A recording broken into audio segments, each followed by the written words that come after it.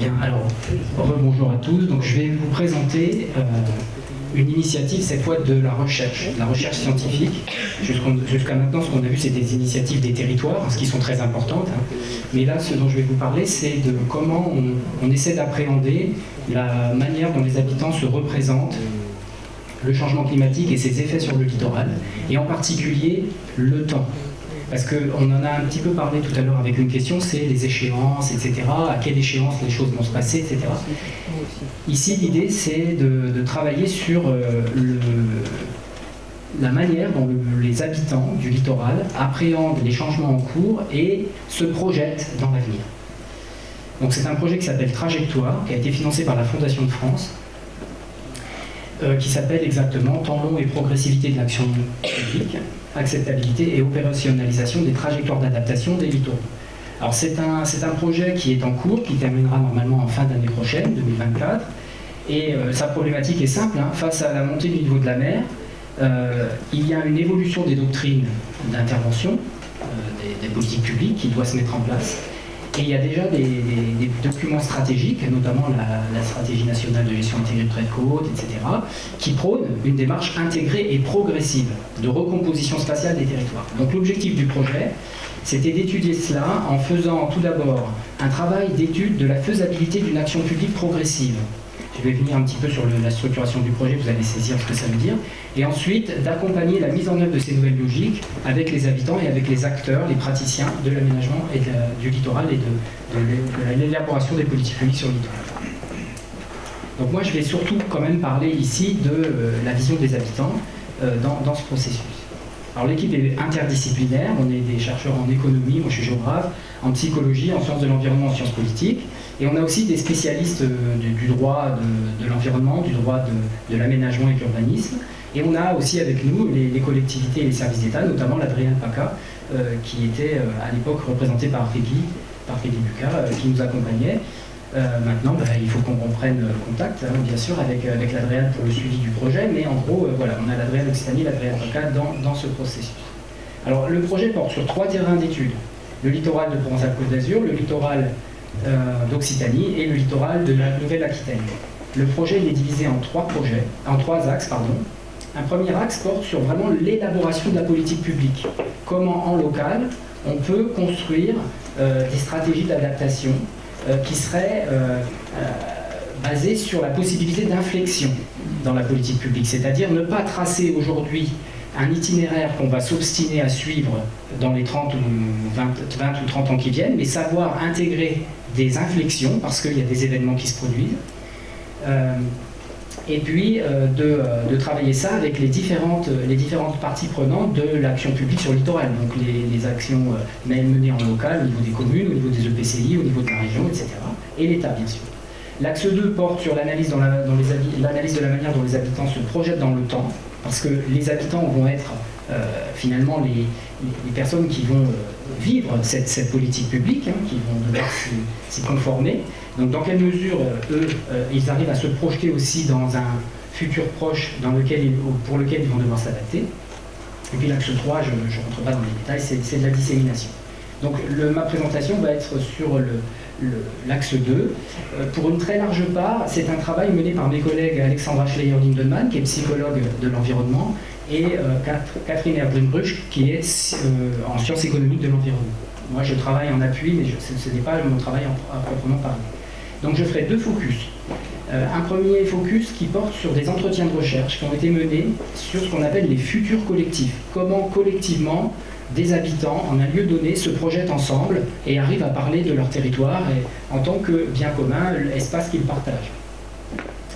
Alors ça s'est fait dans 2 communes, je vais revenir dessus tout à l'heure.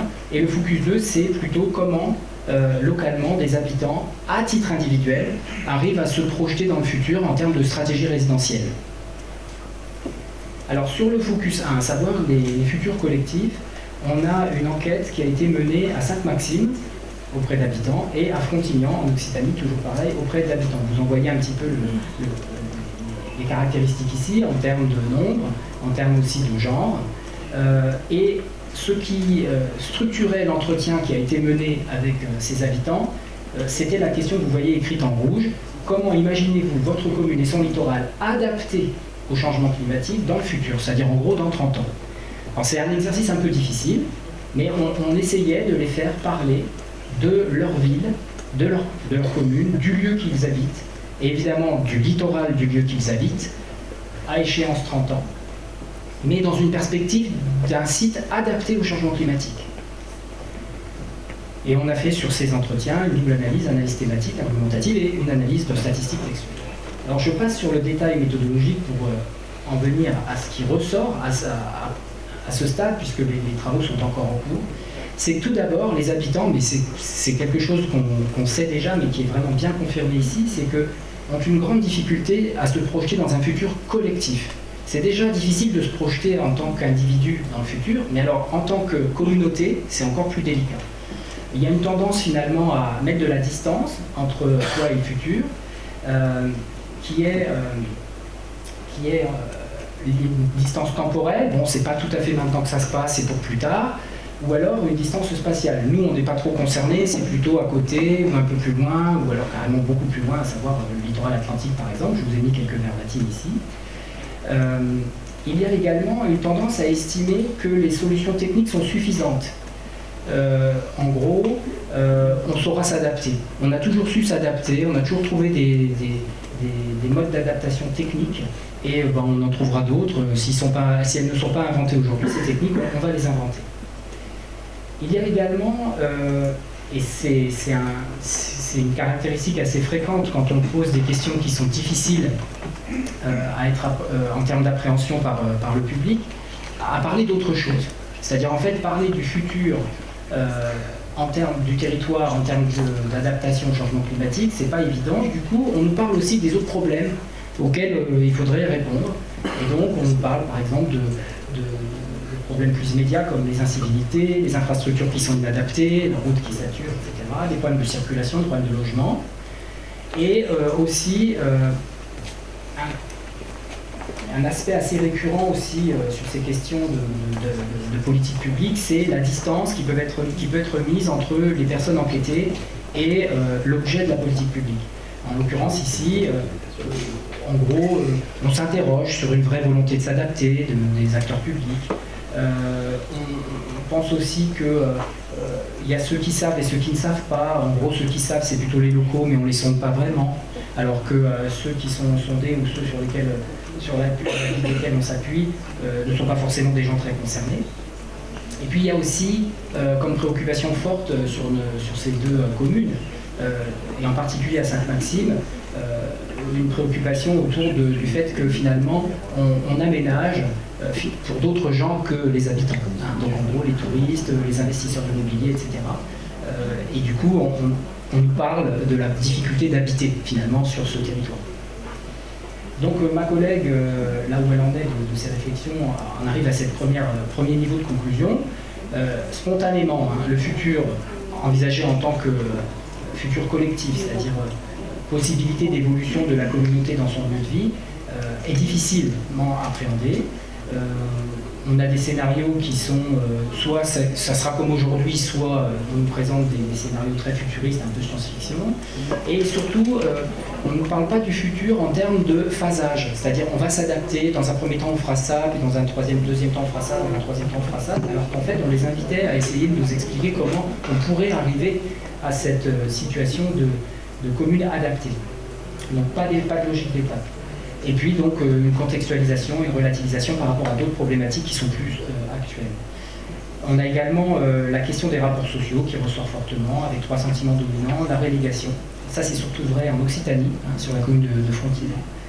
On ne compte pas, on ne tient pas compte de notre avis. La défiance vis-à-vis des pouvoirs publics, parfois, pas complète, mais quand même. Et puis la question de l'autre, en l'occurrence ici le touriste. Et donc, premier niveau de conclusion, penser le futur, c'est difficile pour les habitants parce qu'en fin de compte, l'adaptation au changement climatique, c'est pas très séduisant en fait. Quand les personnes enquêtées sont sollicitées pour se prononcer sur un futur qui serait adapté au changement climatique, elles ne voient pas très bien comment on pourrait être adapté sans devoir changer. Donc c'est ce que disait aussi Sophie Séjalon juste avant, l'acceptation du changement est toujours difficile. Et donc un futur qu'on ne veut pas trop envisager, finalement n'est pas désiré, Et donc on a eu quand même du mal à recueillir la parole, c'est ce qui domine quand même de ces enquêtes. Le deuxième focus n'est pas sur le futur collectif, mais sur un futur plus individuel. Donc là, ça s'est passé uniquement en Occitanie, dans 2 communes, Carnon, qui est la commune de Mouriot, donc on est près de Montpellier, et Frontignan, près de Sète, à nouveau Frontignan. Et là, le travail a consisté à enquêter ces personnes avec un plateau de jeu. Donc c'est un jeu sérieux, si vous voulez. Et on leur demande de se projeter dans le futur en termes de stratégie résidentielle. Donc ils habitent le littoral. Comment ils vont habiter le littoral dans les futures années? Le plateau de jeu est le suivant. Vous avez une décomposition du plateau en bande verticale, donc à 10 ans, à 20 ans, à 30 ans. Les joueurs, les personnes qu'on enquête, disposent de cartes de jeu qui représentent des options. Alors par exemple, tout à fait en haut en vert, ils doivent nous dire ce que pourrait être à 10 ans, à 20 ans, à 30 ans, des faits marquants de leur vie à eux. Donc ils ont par exemple le fait qu'ils peuvent parler de l'arrivée d'enfants ou de départ d'enfants de la famille, des enfants qui s'émancipent, la fin d'un prêt immobilier, le départ à la retraite, etc. Parce que vous voyez écrit ici. Et donc ils essaient de se projeter et de dire voilà, moi ce qui va m'arriver à 20 ans, ça sera plutôt ça, ou à 30 ans, ça sera plutôt ça. Ensuite, ils positionnent un pion dans la colonne à 10 ans, à 20 ans, à 30 ans, pour dire par rapport à ces événements personnels, mes options pour le logement, c'est soit de rester, soit de vendre, soit de partir, etc. Et on voit à 10 ans, alors ils doivent expliquer aussi pourquoi ils restent, bien sûr, donc, selon les critères que vous avez ici. Là aussi, ce sont des cartes. Donc ils disposent des cartes et ensuite ils choisissent. Et puis après, ils le font à 20 ans et à 30 ans, et on voit une trajectoire individuelle de la personne par rapport au fait d'habiter ou pas sur le littoral. Ensuite, on leur fait faire le même jeu, mais en introduisant un événement, le fait qu'il va y avoir une tempête importante en 2032, et une obligation réglementaire qui serait que les rez-de-chaussée seraient à refaire dans les logements. Et puis aussi un deuxième événement qui est une politique d'aménagement qui est décidée en local selon les termes que vous voyez ici. Et là, on examine à nouveau la position prise par le pion à 10 ans, à 20 ans, à 30 ans. Alors tout ça fait l'objet d'une observation, c'est consigné, donc c'est comme un questionnaire, mais c'est une enquête en fait aidée par le plateau de jeu. Alors le plateau de jeu, le plat, les personnes sont enquêtées à la médiathèque, etc. C'est précisé sur la page d'après, et donc ça dure en gros entre 20 et 30 minutes. En même temps qu'on leur fait jouer, ou du moins juste avant et juste après, on leur pose un questionnaire, on leur demande de préciser leur position par rapport à leur logement, par rapport à leur commune, l'attachement à la commune, évidemment le profil socio-démographique de la personne pour pouvoir les situer. Et toutes les personnes qui sont visées par cette démarche sont des propriétaires, soit en résidence principale, soit en résidence secondaire. Pourquoi? Parce qu'en fin de compte, on questionne la possibilité d'un retrait, d'un recul, d'une action publique sur le logement, puisque les gens seraient dans une stratégie personnelle de partir, soit sans qu'il y ait d'événement, la tempête ou une nouvelle politique publique, soit avec l'événement. Donc il y a eu une soixantaine de personnes d'enquêtés. 87% d'entre eux étaient des résidents principaux, donc ils habitent en permanence, et il y avait 13% de résidents secondaires. Et vous voyez qu'en moyenne, ils habitaient depuis 27 ans dans la commune, donc il y a une forme d'attachement qui est assez forte, puisqu'ils sont là depuis assez longtemps. Alors, ce que révèle cette enquête, les premiers traitements, c'est que beaucoup de gens disent que leur commune est attractive. Ils disent également qu'ils sont très attachés à leur logement et qu'une raison forte de leur localisation résidentielle dans cette commune, c'est la proximité de la mer. Pour ce qui est des risques, d'ici 2050 sur la commune, ils craignent surtout l'érosion et la submersion. On est en Occitanie, donc c'est pas du tout PACA, donc c'est des littoraux très bas, sableux, cordons littoraux. Ils craignent également la canicule, les canicules, les inondations et la sécheresse. Et pour ce qui est des échéances possibles de ces risques, ils considèrent que 52% des risques qui sont, lorsqu'ils les citent, ils disent qu'ils sont déjà présents. Ils ne les repoussent pas tellement dans le futur, ils les constatent déjà, ces risques. Alors c'est surtout submersion et érosion. Alors après, quand vous regardez l'élément numéro 3, les stratégies résidentielles à 10 ans. Eh bien, à 10 ans, s'il n'y a pas d'événement, seulement 15% des personnes interrogées pensent quitter leur logement. Les autres pensent rester. Donc, en fait, on est dans une situation où, finalement, grosso modo, c'est parce qu'ils approchent de la retraite ou c'est parce qu'il y a des enfants qui partent et l'appartement ou la maison est devenue trop grande, donc qui font qu'ils vont vendre. Donc c'est une stratégie, disons, presque normale d'évolution du rapport au logement. À 20 ans, là on passe à un petit peu plus. 55% pensent quitter leur logement par vente, la plupart des cas, mais aussi transmission aux enfants. Et il y en a qui pensent rester sans s'adapter. C'est-à-dire, en gros, on leur impose pas le fait qu'il va y avoir une tempête, hein, mais on leur fait parler des risques, etc.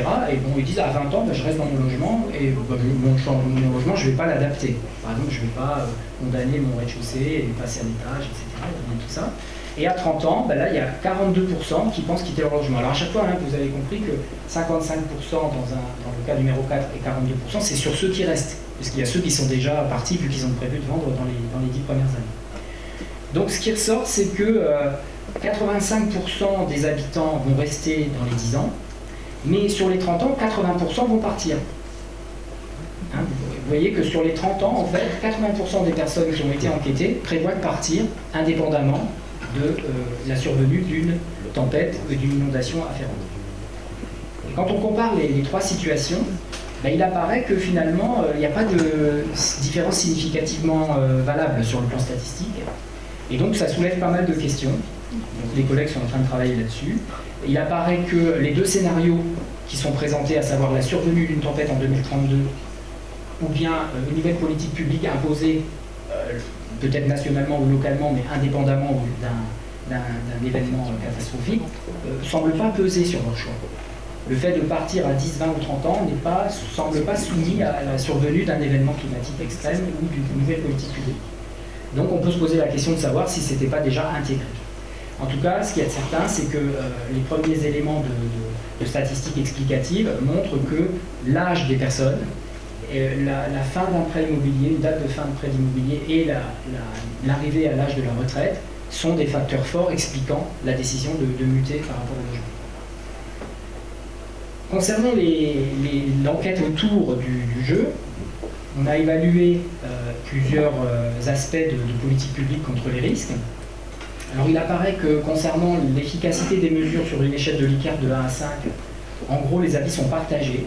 En gros, concernant les risques côtiers dans ces deux communes, Frontignan et Carnon, les gens répondent beaucoup au niveau 3, hein, donc niveau 3 c'est indéterminé souvent. Hein. De la même façon, les compétences des institutions pour gérer les risques, elles sont quand même assez questionnées. À nouveau, vous voyez, c'est le 3 qui sort, mais après, là, en deuxième niveau d'importance, c'est le point 4, la valeur 4. Donc ça veut dire que majoritairement, les gens ont du mal à se prononcer, mais quand ils se prononcent, ils pensent que les compétences sont quand même là. Mais voilà, il y a quand même beaucoup de gens qui ne se prononcent pas et beaucoup de gens qui sont indécis. Est-ce que les mesures vont dans l'intérêt collectif? Là, c'est intéressant parce qu'en gros, on considère que oui, ça va dans l'intérêt général. Vous voyez que c'est 4 et 5 qui sont les valeurs les plus élevées, qui recueillent le plus de réponses. Donc en gros, on se dit que les mesures ne sont pas très efficaces, que la compétence des institutions, on ne la connaît pas trop, mais on fait confiance, c'est dans l'intérêt général. Ce qui se fait est dans l'intérêt général. Par contre, vous voyez qu'en bas à droite, on considère que les mesures sont peu concertées. En gros, les mesures pour prévenir contre les risques ou après coup s'adapter ne sont pas concertées avec la population. Dans la même veine, le lien avec les politiques d'urbanisme est considéré comme faible. Et là, en général, les gens qui sont des propriétaires connaissent un peu quand même les politiques d'urbanisme. Et donc, vous voyez que là, on nous dit que l'intégration des risques côtiers dans les politiques d'urbanisme est faible, avec les niveaux 1 et 2 qui sont majoritairement représentés. Et enfin, évidemment, on pouvait s'y attendre, le critère le plus important pour faire confiance aux institutions sur ces questions-là, c'est leurs compétences. Alors je ne sais pas comment les gens qui répondent apprécient les compétences, mais en tout cas, il y a ce souci de considérer que les gens sont compétents. Et vous voyez qu'en deuxième, il y a la concertation. Donc encore une fois, l'échange, le dialogue avec la population. Donc ces résultats restent à approfondir, hein, vous avez compris que le projet est en cours, et voilà comment, à travers ce projet, on essaie de saisir la manière dont les habitants arrivent à imaginer le fait de s'adapter, et à la fois collectivement et individuellement. Alors sur ce deuxième volet, ma collègue présente ce premier niveau de conclusion. Elle considère déjà que méthodologiquement, parce qu'il y avait aussi un exercice d'innovation sur le plan méthodologique, le plateau a fonctionné. Même si les gens qui ont joué ont peut-être eu du mal à considérer les deux scénarios, puisqu'on ne voit pas de différence significative, alors que nous, on espérait qu'il y en aurait. Et sur le fond, elle relève que la mer est quand même un formidable facteur d'attraction. C'est ce qui motive la présence de ces habitants, le fait qu'ils habitent sur la côte. Il semble que d'ici 30 ans, il y aura un turnover très important des propriétaires résidents, ce qui peut représenter un potentiel. C'est peut-être la bonne échéance, en tout cas pour ces communes-là, pour imaginer des politiques foncières. Il y a tout de même une méfiance vis-à-vis des institutions qui gèrent les risques côtiers, parce que par exemple l'urbanisme n'est pas mêlé les risques ne sont pas intégrés à la politique d'urbanisme. Et puis il y a également le fait que je suis parvenu là-dessus, mais il y avait un résultat qui était que globalement ces gens nous ont répondu ça, mais en même temps ils se sont dit optimistes. C'est des gens qui se voient pas du tout négatifs vis-à-vis de l'avenir et ils se voient comme proactifs. Voilà, donc j'en arrive à la conclusion de ma présentation. À travers ce projet, ce que je souhaitais vous montrer avec mes collègues, c'est que la question de l'adaptation des territoires littoraux au changement climatique, évidemment, c'est une question qui renvoie à la dynamique biophysique, physique du littoral. Ça va de soi. Si le littoral recule, il faut qu'on sache de combien, avec quelle vitesse, où, etc. Mais ce n'est pas que ça. C'est aussi une adaptation vécue par une population qui va l'accepter, pas l'accepter, présenter de la résistance ou pas. Et donc, un peu comme le disait Sophie Géjamin tout à l'heure, le fait d'incorporer dans des travaux des exercices pour l'élaboration de stratégies, par exemple, comme ce qui nous a été montré sur TPM, d'intégrer des opérations à destination des habitants, c'est faire preuve aussi d'acculturation à ces problématiques-là et aussi construire, déjà co-construire avec les habitants, finalement, la solution, plutôt que l'acceptation. Il ne faut pas construire l'acceptation, il faut construire la solution. C'est différent. Donc, il ne faut pas hésiter à commencer dès maintenant, parce qu'on est déjà en retard sur ce plan. Penser le futur, c'est un exercice difficile, donc le plus tôt on commence, le mieux c'est. Et voilà, on espère vous avoir montré que ce dialogue et cette mise en discussion de l'aménagement du littoral, il faut le faire le plus tôt possible. Notamment, les pouvoirs publics doivent en avoir bien conscience. Voilà, merci pour votre attention. Merci Samuel. Y a-t-il des questions? Je crois que oui, derrière.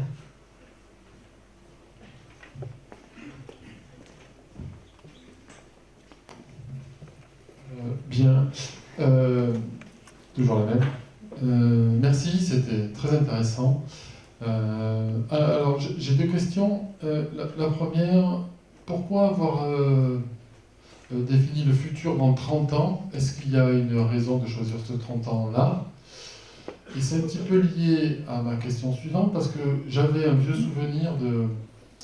En fait, apparemment, quand on subit une inondation, par exemple, la mémoire collective, je ne sais pas, peut-être que je me trompe, mais il me semblait que c'était entre 20 et 30 ans. Et ma deuxième question, c'est le questionnaire avec le jeu de pion. Est-ce qu'il y a moyen de prendre en compte le traumatisme que connaissent les gens lorsqu'ils vivent vraiment l'événement? On l'a vu là avec les inondations. À mon avis, si on a vécu un événement avec des dégâts matériels ou des morts, eh bien, certainement qu'on répond différemment à ce questionnaire. Donc, est-ce qu'il y a moyen d'intégrer ça dans le questionnaire? Ouais, merci François pour les questions. Alors, sur l'échéance de 30 ans, en fait, c'est parce qu'au moment du dépôt du projet, c'était 2050, 30 ans. Et 2050, c'est un peu l'échéance qu'on entend tout le temps dans les prévisions du GIEC, etc. Et puis, 30 ans, c'était aussi, en termes de génération, un timing qui était intéressant. C'est-à-dire que c'était pas trop tôt, mais c'était pas trop loin non plus. À 30 ans, beaucoup de gens peuvent encore se voir vivants à 30 ans. Quand on va plus loin, c'est plus délicat. Et puis quand c'est plus court, l'échéance, finalement les gens ont encore plus de mal à se représenter le futur parce que finalement ils disent bah, ça sera comme maintenant. Donc voilà, c'est un peu la réponse que je te ferai sur cette échéance. C'est toujours délicat de trouver finalement la bonne échéance. Hein. Il y a un petit côté arbitraire, on peut se justifier comme je le fais, mais il n'y a pas de méthode assurée là-dessus. Sur la prise en compte du vécu d'une catastrophe, je n'ai pas souvenir du fait que les collègues qui ont travaillé avec le plateau ont questionné cette dimension-là. Mais c'est vrai que quelqu'un qui aura vécu une catastrophe va répondre de façon tout à fait différente des autres. Alors en même temps que je dis ça, je dois dire qu'on peut avoir des réactions très différentes. On peut avoir des gens qui font face à la catastrophe, qui disent bah voilà, bah, on a toujours vécu ça, on va continuer. Hein. Donc ça c'est pour Saint-Louis-du-Rhône, des gens qui habitent des zones où finalement l'inondation, la submersion, c'est pas quelque chose d'inconnu. Et puis il y a ceux qui ont vraiment peur et là qui vont finalement dire bah, ça, moi je ne veux pas vivre ça et donc je pars.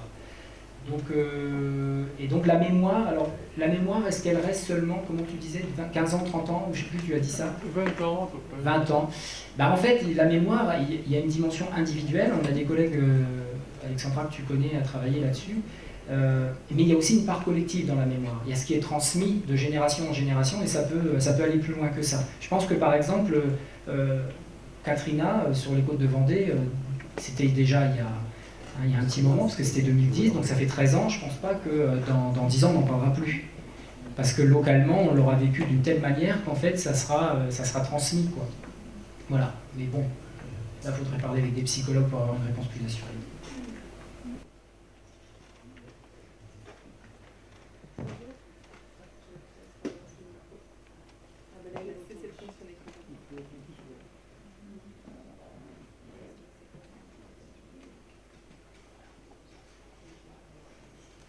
Bonjour, Colline Mias, je suis chef de projet sur le projet CASADAPT, qui est un confrère du projet que vous portez, parce qu'il est financé par la Fondation de France et se pose la question aussi de l'adaptation des socio-écosystèmes littoraux au changement climatique. Cette introduction est finie. Donc je m'interrogeais aussi par rapport à l'échantillonnage et la question de la propriété privée pour interroger ces risques littoraux. Est-ce qu'on peut aussi imaginer croiser les problématiques, justement comme vous avez essayé de le faire, de penser aussi que l'adaptation au futur et au changement climatique passe par d'autres questions qui vont aussi être là en parallèle des risques littoraux, de penser la gestion de l'eau, de penser la gestion de la biodiversité sur ces espaces, et comment on peut coupler dans ces enquêtes et ces échantillonnages-là. Donc on s'était posé beaucoup la question de la propriété privée et qu'est-ce qui peut se jouer dans peut-être la mutualisation des espaces, comment on réinterroge quelque chose de très très fondamental sur ce littoral. Donc est-ce qu'on pense encore à la propriété privée dans 30 ans ou est-ce qu'on pense une transformation des usages qui serait peut-être aussi un préalable aussi au fait de ne pas partir mais de mutualiser ces lieux-là et d'en faire autre chose. Oui, ben la question est très bonne, hein. Merci Colline. En fait, là dans la perspective du projet, ce qui nous intéressait, c'était ce qui nous intéresse toujours, le projet est en cours, les stratégies individuelles. On sait bien que la principale des résistances à l'adaptation au changement climatique, dès lors qu'on parle d'une recomposition spatiale, d'une relocalisation, c'est quand même l'attachement au lieu habité, en particulier quand il est en propriété directe. Hein. Donc là, la question c'était de savoir, puisqu'il y a cette résistance, jusqu'où va-t-elle cette résistance? Comment les gens sont prêts finalement à abandonner leur propriété foncière par rapport à déjà un itinéraire personnel de vie et par rapport ensuite à des événements météo-marins, climatiques, qui peuvent transformer le lieu d'habitation, enfin le lieu où on habite, et du coup créer du danger. Donc c'est une toute petite entrée dans le problème. Il y a effectivement tout le reste. Il y a aussi la question des biens publics. On pourrait aussi poser la question des biens publics. Quand on discute avec les acteurs du littoral dont vous faites partie pour une large part ici, reculer par exemple, c'est toute la problématique des des équipements qui sont sous les routes côtières, où on a les canalisations des eaux usées, les fluides, etc. Donc reculer, ça ne se fait pas aussi facilement que ça. C'est redistribuer les flux de circulation, etc. Donc nous, on n'est pas du tout rentré là-dedans, on est rentré par les habitants du littoral, en particulier donc ceux qui sont propriétaires, dans quelle mesure ils arrivent à se projeter dans le temps, dans un contexte de changement climatique, et à repenser leur manière d'habiter le littoral, en l'occurrence, éventuellement, quitter leur logement. Mais après, effectivement, il faudrait avoir d'autres projets encore, d'autres recherches. On est dans la recherche-action, où on pourrait mêler, par exemple, une réflexion sur l'urbanisme, la question du foncier et la question de ce que vous disiez, hein, la biodiversité, ou ce que je disais aussi, moi, de mon côté, la question des espaces publics. Merci. Oui, Jérémy Leca, ville de Marseille. Je me disais, effectivement, dans un contexte comme Frontignan, où le littoral est très très plat et sableux, ça peut monter très très vite. Et d'un point de vue juridique, on pourrait même dire que les habitants pourraient être expropriés par l'étendue progressive du domaine public maritime. Le Code général de la propriété des personnes publiques dit que le DPM, le domaine public maritime, il est matérialisé par les plus hautes laisses le mer. Et si des tempêtes exceptionnelles devenaient à venir plus exceptionnelles, en fait, le domaine public maritime va s'étendre et sur du domaine public maritime naturel, avoir des constructions en dur, ça devient plus possible en fait. Donc il y a aussi cette question juridique là, sur la propriété privée. Oui, tu n'as pas tort, mais il y a aussi lié à cette question juridique la question économique, parce que si effectivement le DPM s'étend, l'État ne peut pas dire, bon maintenant vous êtes dans le DPM, vous devez partir. Il y a quand même une question économique très très forte. C'est pour ça, pour ceux qui la connaissent, qu'on a une collègue à Aix-Marseille Université, Marie-Laure Lambert, qui avait travaillé sur justement cette question juridique, comment on peut organiser au mieux pour tout le monde. Donc c'est une réflexion de science juridique, de droit, un démantèlement progressif de la propriété sur la durée, de façon à ce que les propriétaires actuels ne se voient pas dépouillés, mais qu'en même temps sur le temps long, donc elle avait fait une réflexion sur 100 ans, en fait la propriété privée disparaisse pour qu'on puisse agir et avoir une politique publique. Pour ceux qui ne la connaissent pas, Marie-Laure Lambert, vous trouverez des travaux sur Internet. Oui. Bonjour, Mathieu Brando, on se connaît, donc Realpaca, service prévention des risques. Cette question des 30 ans, moi, me pose une question là. On est en Occitanie, on est sur des cités balnéaires un petit peu. Est-ce qu'on retrouverait ces 30 ans sur un littoral PACA où on a plus des prix, ou peut-être, comment dire, on habite un endroit, pas seulement parce qu'on est proche de la mer, pas seulement parce qu'il y a le soleil, mais également parce qu'il y a l'emploi ou un attachement familial un petit peu plus historique.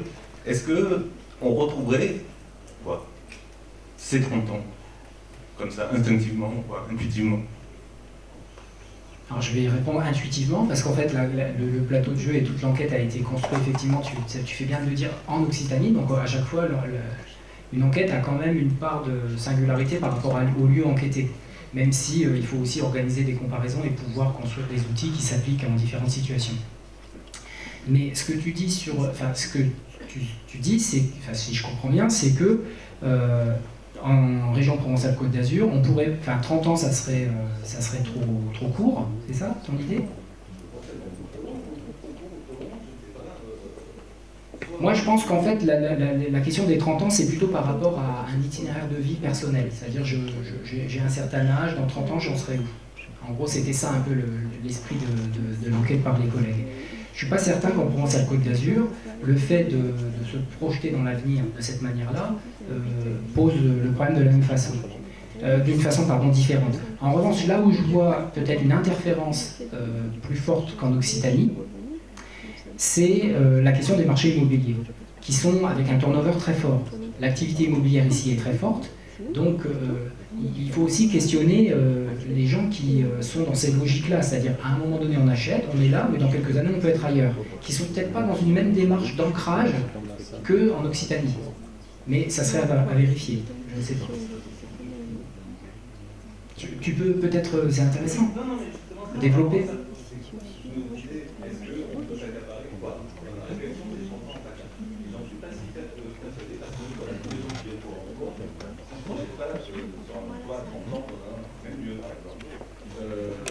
Alors ça commence à changer, mais jusqu'à maintenant, beaucoup de gens qui sont venus vivre en Provence-Alpes-Côte d'Azur, ils sont restés. Donc c'est-à-dire qu'après, quand l'emploi, on passe à la retraite, etc., on reste. Et il y a aussi des gens qui viennent après l'emploi, habiter ici. En gros, là, ça renvoie à tout le fonctionnement du territoire. Voilà, donc...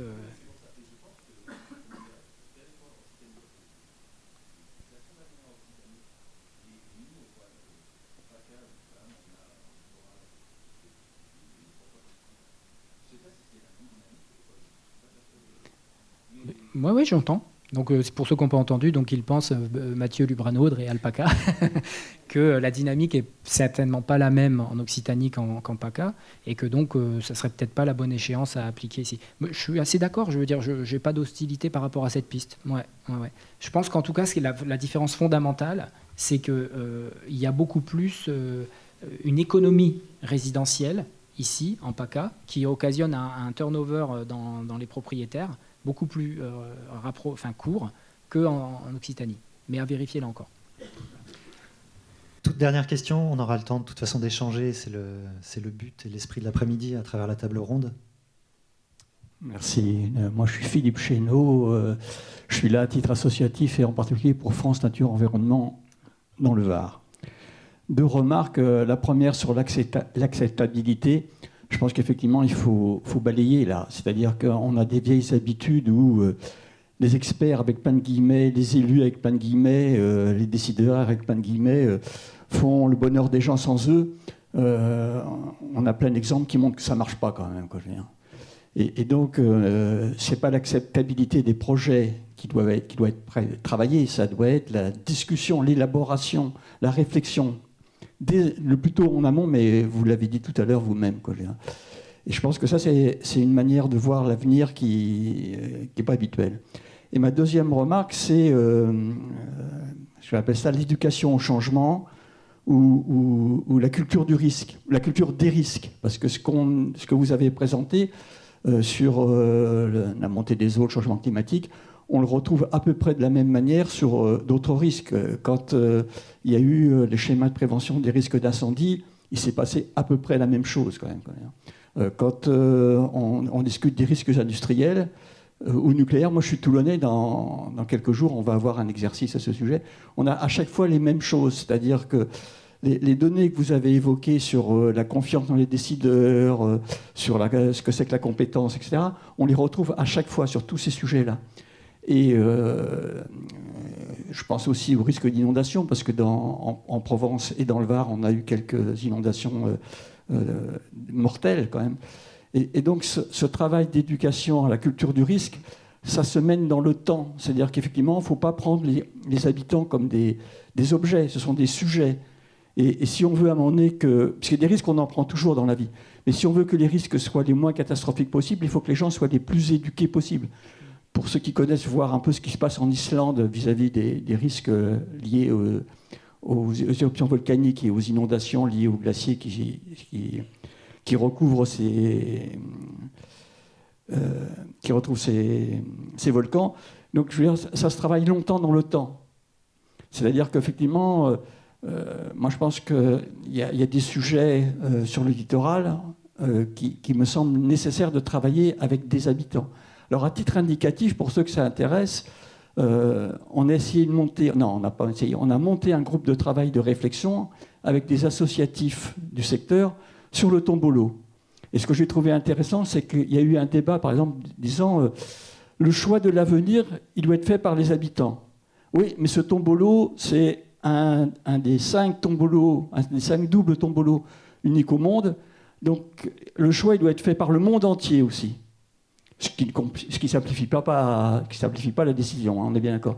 Mais ce que je veux dire, c'est qu'à un moment donné, les habitants, à un moment donné, localement, on voit notre propre point de vue à nous, y compris sur la route du sel, comme c'est évoqué tout à l'heure par le conservatoire, mais on est capable de voir d'autres choses, à condition qu'on en discute suffisamment en amont, à condition que les décideurs, les experts, les élus associent les habitants le plus possible en amont. Et ce n'est pas encore tout à fait au point quand même. Quoi, je veux dire. Et donc le plus grand des changements, c'est peut-être pas le changement climatique. Le changement le plus important, ce serait le changement de comportement, d'association des différentes parties prenantes qui est organisé par les autorités. Merci pour ces remarques. Je propose de clore la matinée maintenant. Merci Samuel pour ton intervention, les réponses aux questions. On se retrouve à 14h pour la table ronde. Merci à tous, merci aux intervenants.